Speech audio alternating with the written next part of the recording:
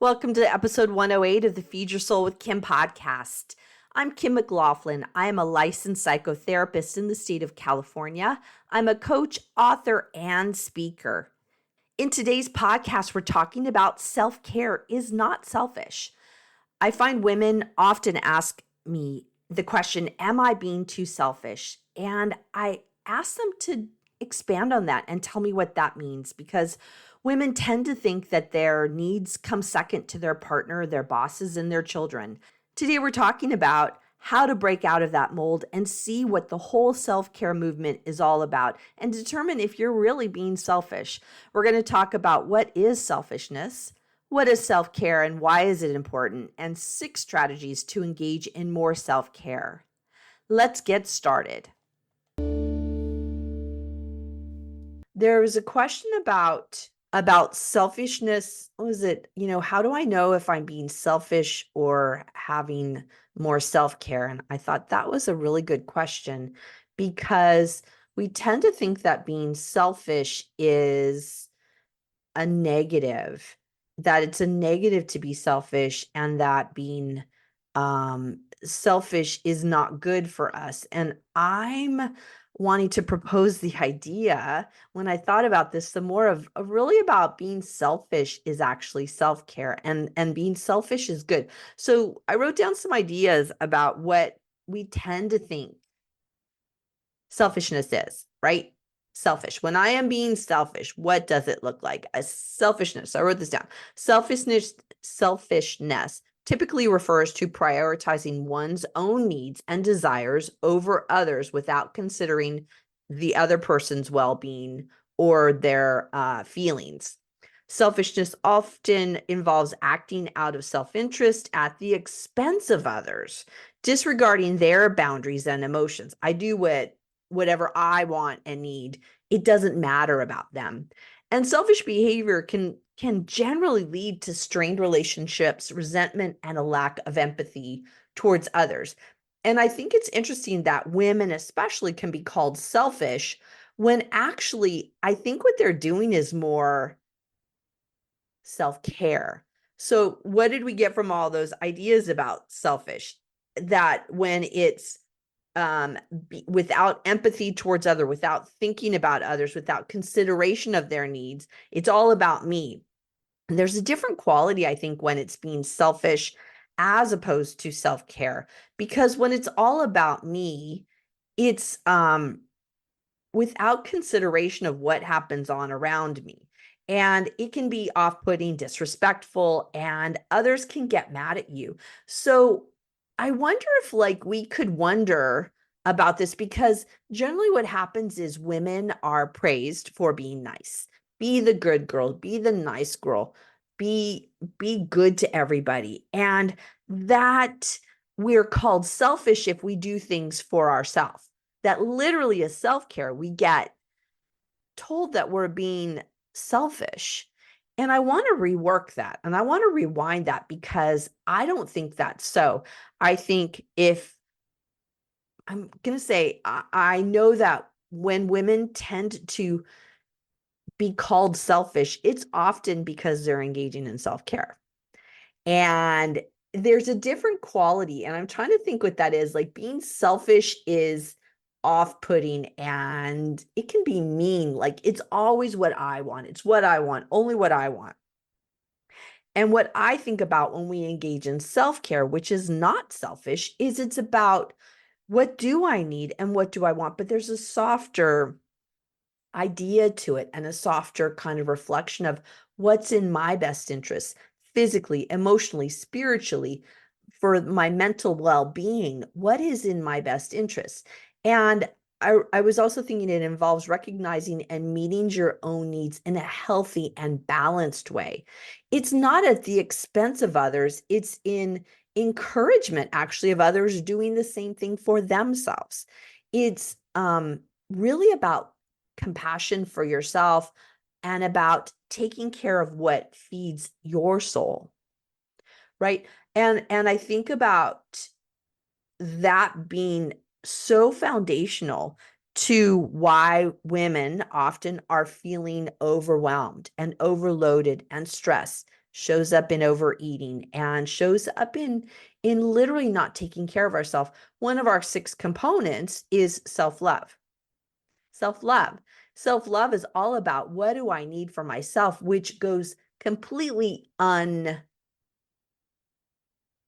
unrelegated to a high level of standard because we generally put ourselves second or last. And so self-care is about meeting your needs. It is about what you need, but it's not being selfish because it can have a consideration of others of what they need and not kind of trouncing over them. So it's not about in spite of others, I do this thing. It's like in encouragement of others, I do this. And I think about how I am when I do engage in self-care and how it literally ripples out to others. Because what I find is that I'm nicer to others when I engage in my own self-care. I'm more fun to be around when I engage in my own self-care. I allow space for others to take care of themselves when I am in my own self-care. And I have more positive thoughts and behaviors in the world when I engage in more self-care. And I think this is really interesting because when we're being selfish, it actually is a negative towards everybody.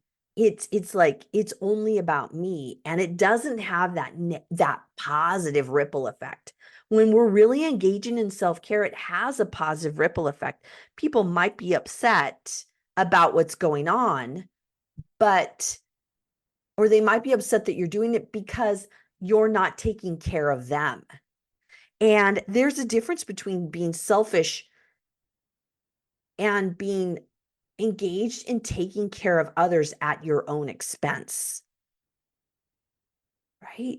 So, what we don't want to do is engage in this way of being that is at the expense of yourself to give to others. That's really that idea of codependency. This is something I think we need to actually talk about more because it really is a problem for women and where we really have to reimagine. So, how do we start doing this? I actually wrote some ideas about what we could do to get more engaging in what is self-care rather than selfishness. And it actually makes me think, I didn't put this down, but it made me think of this idea of journaling about when am I really being selfish? When am I doing something that is not for the greater good, that is not going to enhance everybody else's life? When is selfishness? When is it really being selfish where I don't have empathy? And just noticing it and asking yourself, really, is this selfish or not? Or is it being self-full? I think of the idea that if I'm not good for myself, I'm not good for anybody else. I have to feed my soul in order to be present for other people and their wellness and their well-being. So one of the things you could do is journal about what does selfishness mean to you versus what does self-care mean to you, and really get some ideas for yourself. The other thing I think of is practicing more mindfulness about what is it I need? And why do I always have to be in the service of others? Why do I always have to give? At what point can I take it in for myself? The other thing is setting boundaries on others and letting them know where there's a no. I've talked before about this year is my year of the no. No, I'm not doing that. No, I'm not doing that. Because when I have a no to the things that don't work, I say yes to the things that do work. And that's not selfish. That's being full with myself because I'm taking care of myself better.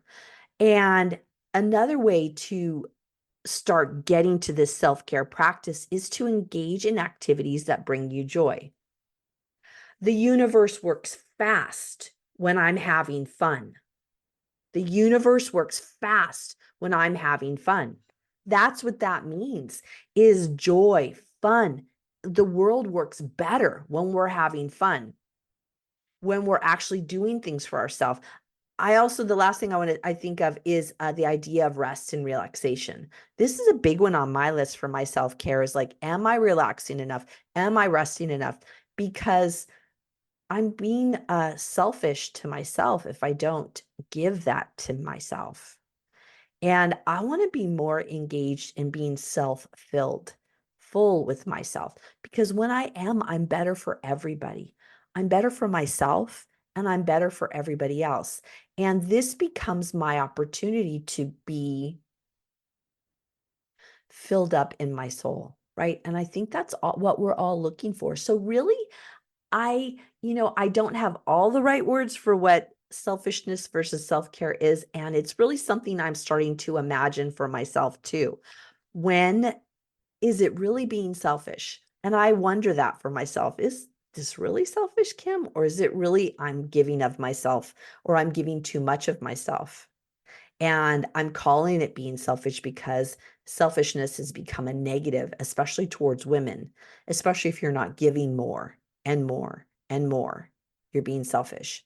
So I encourage you to be more self-filled, to get inside of yourself and really wonder what you need because that is critical. I um I don't know. That's just what I've been thinking about lately, and I wanted to bring that up here. And I love this question because I love these questions because they make me think more about what I need. And it makes me think about what I'm hearing from all of my clients and what might serve you the best. Thank you for joining us on the Feed Your Soul with Kim podcast. We love bringing you fresh content to help you end emotional eating and start feeding your soul. We would appreciate it if you would subscribe and leave a comment about our podcast so others can find us.